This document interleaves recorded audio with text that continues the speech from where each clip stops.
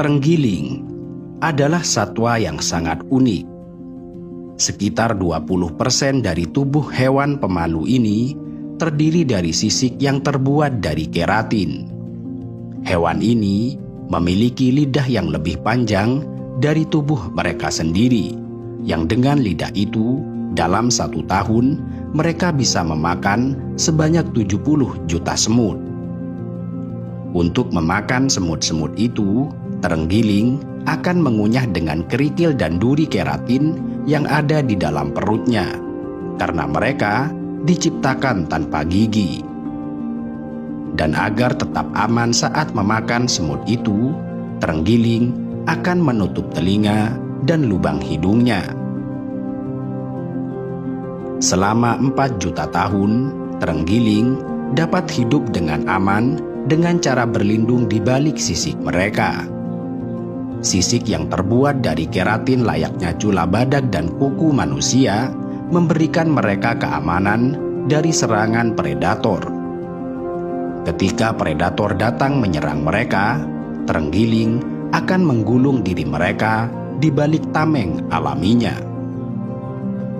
Namun demikian, mitos yang diyakini oleh manusia mengenai hewan berlidah panjang ini agaknya jauh lebih berbahaya dibandingkan serangan predator.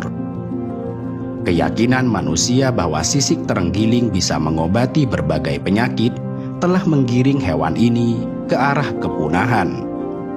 Bahkan kini muncul mitos baru bahwa sisik terenggiling dapat mengobati penyakit kanker.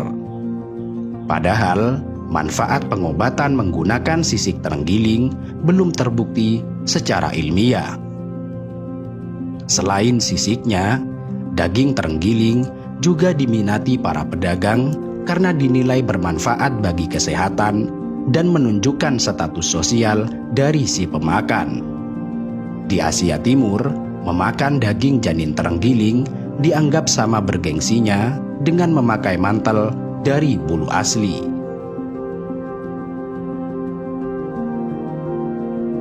Terenggiling merupakan satwa yang dilindungi di Indonesia. Sayangnya, perdagangan ilegal begitu tinggi yang membuat populasi mereka semakin terancam. Dalam sebuah laporan disebutkan bahwa terenggiling termasuk dalam kategori hewan yang paling banyak diburu di dunia.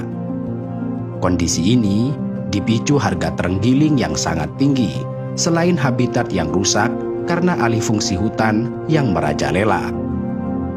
Satu sisik terenggiling dihargai 1 hingga 2 dolar Amerika. Belum lagi daging mereka yang dipercaya mempunyai khasiat kesehatan dan menunjukkan status sosial. Di tahun 2010, Traffic merilis sebuah laporan yang memperkirakan sebuah sindikat kejahatan di Sabah, Malaysia bisa menjual 22.000 ekor terenggiling dalam 18 bulan. Sementara di tahun 2011 diperkirakan antara 40.000 hingga 60.000 terenggiling diambil dari habitat mereka di Vietnam. Namun, total perkiraan itu diperkirakan hanya sekitar 10% dari keseluruhan perdagangan yang tidak terungkap.